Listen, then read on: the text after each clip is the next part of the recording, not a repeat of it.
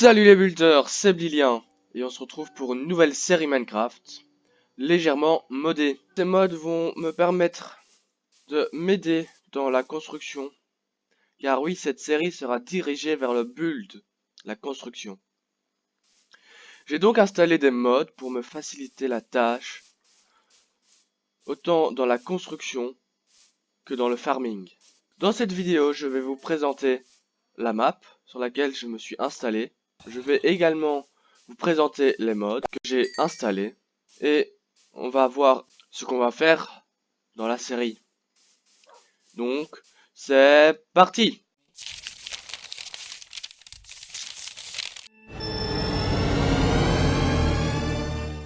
Voilà déjà la map sur laquelle nous allons faire notre fameuse série. Alors ce sera sur le thème médiéval, etc.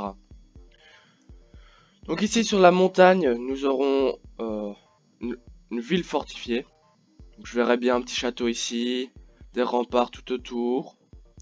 Ensuite, ici en bas, nous pourrions avoir le quartier des paysans, avec des champs de blé, etc. Et puis là, le port, qui donne sur la mer, évidemment. Alors, comme vous pouvez le voir, j'ai déjà un peu commencé. Donc j'ai fait quelques plantations. J'ai fait une petite base ici. Je vous expliquerai tout ce que j'ai fait ici dans le premier épisode. J'ai même commencé à miner. Alors comme je vous l'ai dit plus tôt, ce sera une série donc dirigée vers le build, la construction.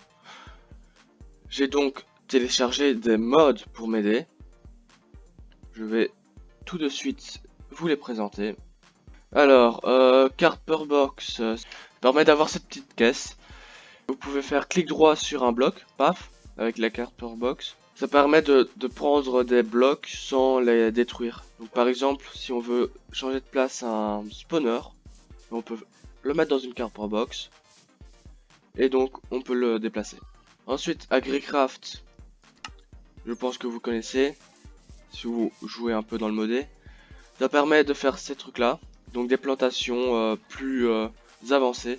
Donc, par exemple ici j'ai combiné deux cannes à sucre, ça devrait faire une canne à sucre, une meilleure canne à sucre en fait. Ça donne également beaucoup de seeds, c'est-à-dire de graines. Donc des graines de carottes, comme vous avez pu voir avant, des graines de canne à sucre.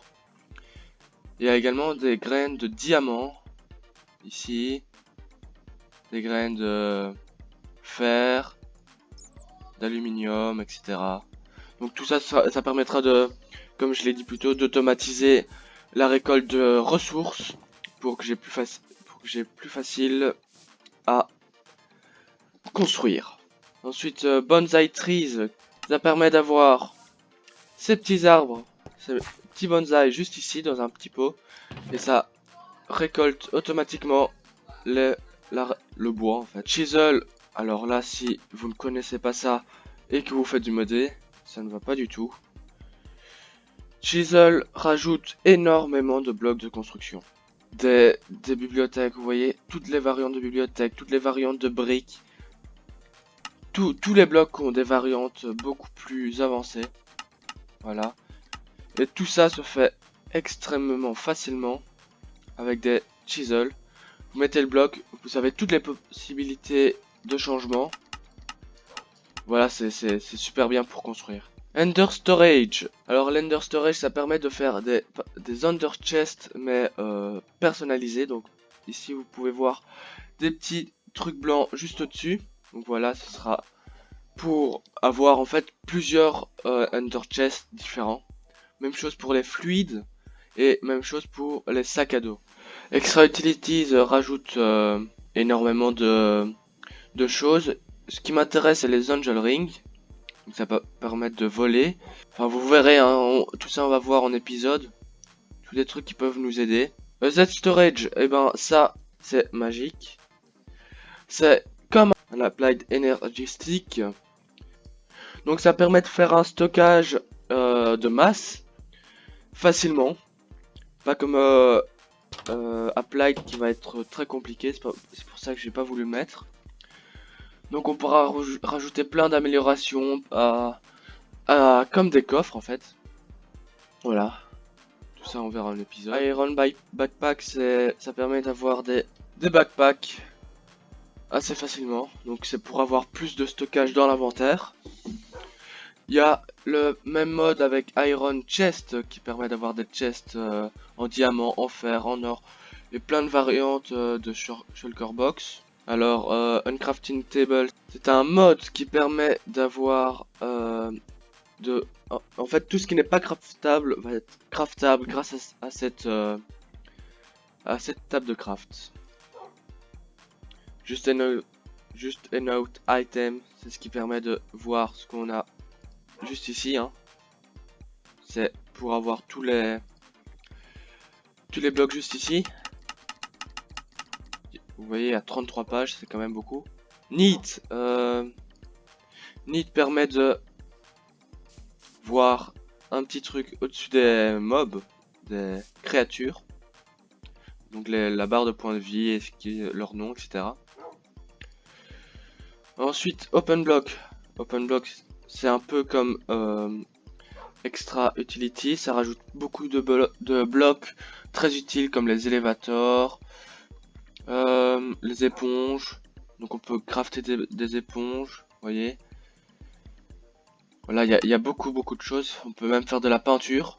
Progressive automation. Alors là, c'est un mode qui va rajouter des machines pour automatiser la récolte de ressources. Donc il y a des killers, des mineurs, des planters, des animal farmers, etc. Donc ça va permettre d'automatiser tout ça. Il y a le crafter. Donc chaque fois ça, par exemple le mineur ça mine automatiquement, le planter ça plante automatiquement. Donc tout ça, ça va m'aider pour farmer. Ensuite, Schematica, ça permet de copier des constructions, sans cheater évidemment. Storage Drawer, ça permet d'avoir des drawers, donc des tiroirs. Ça permet de stocker un bloc en particulier et en grand nombre. Donc par exemple ici, j'ai un générateur de cobblestone, voilà, du mode Tiny Progression que je vous montrerai plus tard. Et donc ici dedans j'ai 2048 cobblestone.